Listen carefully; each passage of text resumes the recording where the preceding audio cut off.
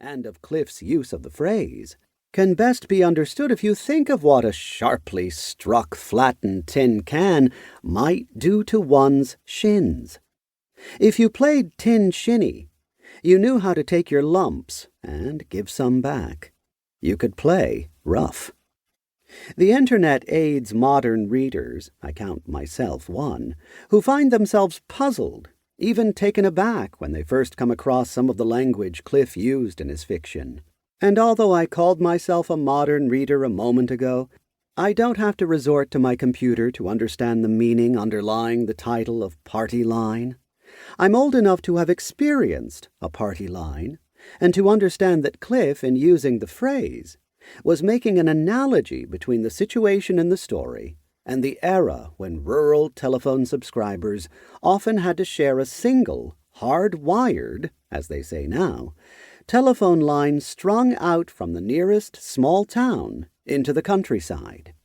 The consequence, everyone on that line could, if they wished, and they often did, listen in on the conversations of their neighbors.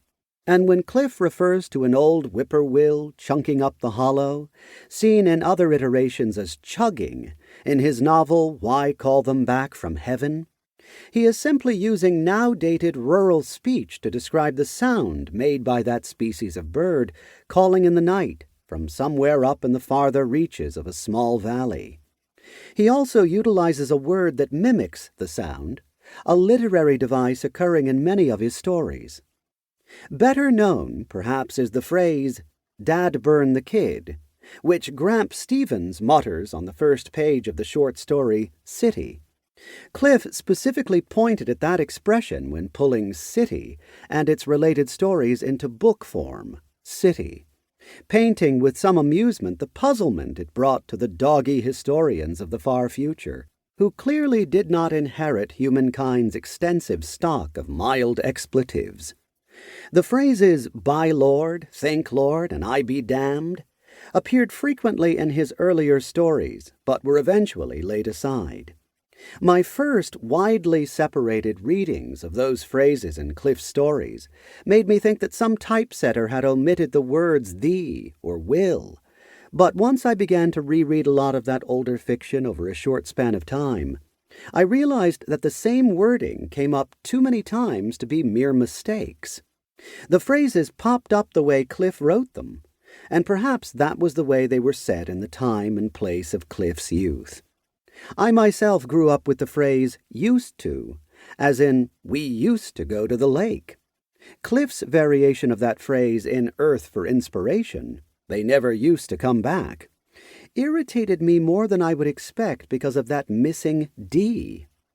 Other expressions include Indian sign, which once meant calling down a curse or hex on someone, tying a tin can to someone, which meant firing them from their job, and the frequent references to the word radium in Cliff's early stories seem to be pre-atomic age references to atomic power.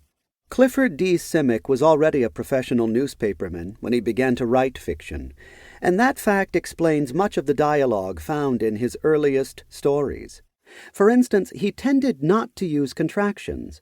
They were not often used by journalists, which makes his earliest attempts at dialogue seem stilted, at least sometimes. Another reason Cliff's dialogue was bad in those early days was that he simply had no practice at writing dialogue. You don't do that in newspapers, usually. So he learned to do dialogue by reading other people's stories. And back in the 1930s, much of that was dreadful. But Cliff learned. David W. Wixon. Over the River and Through the Woods. The great message in the stories of Clifford D. Simak is that simple country people, and equally simple non-human beings, can be more understanding and less afraid in the face of the strange and the alien than many would think or expect.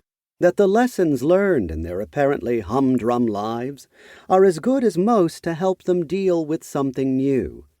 In other words, the value system we know as common sense retains its worth in a changing world. Over the River and Through the Woods